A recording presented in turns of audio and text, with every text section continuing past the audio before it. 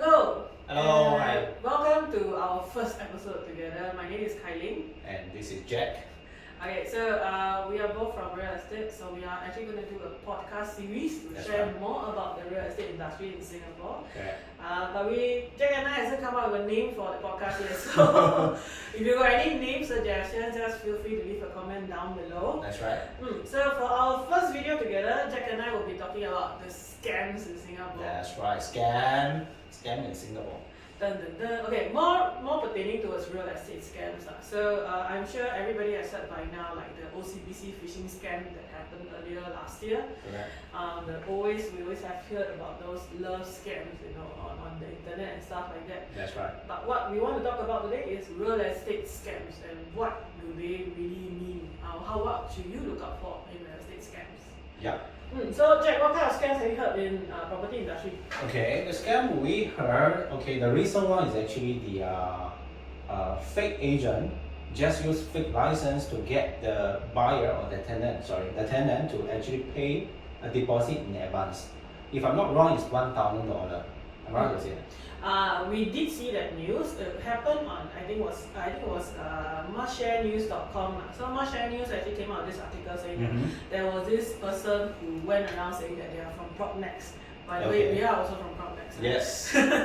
Okay, so this agent has went around saying that he's from PropNext and to tell potential tenants that they have to give a $1,000 deposit to view a house. What do you think? Is it common that we are asking the tenant to give deposit in advance, even without viewing? Actually, no, that is really not allowed. So, very important to remember, when you want to go and see a house, do not give money in advance. You only give money as a deposit when you are sure that you want to rent or you want to buy that house. That's right. So Jack, maybe you explain more about what kind of procedures or what do people usually do when it comes to house viewings. Okay. Talking about the fake agent, the first thing we got to check is actually when you are seeing a listing in Property Guru or any other portals. So the first thing you got to see is actually whether this agent is a real agent or not. How to check is actually through the CA website. So C stands for the Council of Estate Agents. That's right. So it's actually under the consumer category. When you are actually click on it, you are able to see the public registrar. From there, you are able to fill up either the agent's number or the agent's name, or even you got the agent's license number. You can just fill up and you are able to check all whether this agent is actually having a valid license to practice real estate work as a broker. Yeah, so we will leave the link down later in the video or somewhere inside. We haven't decided yet. So you will, if you are wondering how to check if this agent is licensed, like what Jack said, please go and click on that link. Right. You can check via their name, their CEA number. Every agent has a unique CEA number, something like a NRIC. Yes. As well as their mobile number that they have been communicating with you. Correct. So with this, you should be able to see this person is from which company and how long have they been practicing. That's right. Okay, the second step, when we are talking about tenancy, the landlord or the tenant should have a formal paperwork. As in the first step we are going to do is actually letter of intent.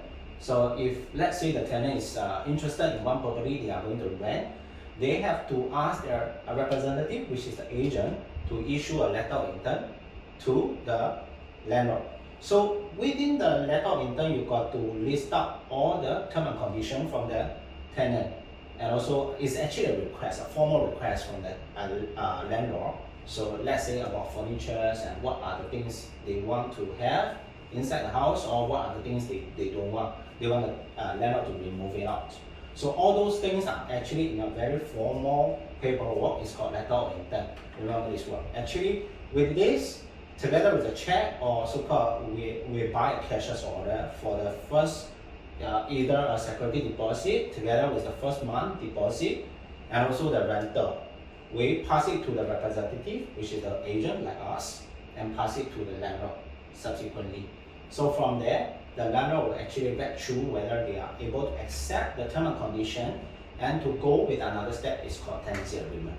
Okay, but to highlight first, the check as a deposit, security deposit, or the cashier's order is actually open towards the landlord's name. That's right. It's not towards the agent name. Yeah, so agents like us do not handle cash transactions. Right. So it is very, very important for you to remember, do not pass hard cash to the agent. That's You are right. supposed to pass the cash along to the owner, which is Correct. the landlord. Let's recap. Check if the agent is a valid person, valid licensed person to That's work right. in this industry. Number two, do not transfer cash to any person other than the owner or the landlord. That's correct. Have proper paperwork such as what we call the letter of intent, or sometimes known as the LOI. That's right. Mm. In fact, we also got one incident that very sad story from mothership. I think you also Yes. saw the news, right? It happened, I think it was just a few weeks ago only, in late February. This Malaysian couple came to Singapore to work, decided to rent a room. So it's based on a room rental basis from this landlord. But apparently after one night, when the next day when they went out to work, they got kicked out of the house That's right. by the landlord for no apparent reason. Well, it became a police case after that because the landlord allegedly said that the tenants were using drugs, allegedly, in the house. So, what do you think? Actually, it's a very, unfortunate for them. Yes. But I think they are also lacking of paperwork in the sense. Mhm. If there is actually an agent who is in place who have done up the proper paperwork, I think there should be no case for this. That's why this is where the proper paperwork comes in. If you have the proper letter of intent or the tenancy agreement, this will protect both sides, the landlord and the tenant, from Correct. any disputes like this. That's right. The agent, no matter who they represent, has also to protect the both sides parties' interests as well. That's right. So That's right. please have proper paperwork when you are looking to do rentals. This is very, very important because this is not a new kind of scam that's going around. Yeah, But- it has been in the market For a while. Yeah, right. But Jack, why you think that people are still, facing this kind of scams these days? For now, for the instance, right now the rental market is hiking up so much, and a lot of landlords, they are looking at vet through all those tenants and sort all those who are able to pay higher premium, and also who are qualified under their criteria.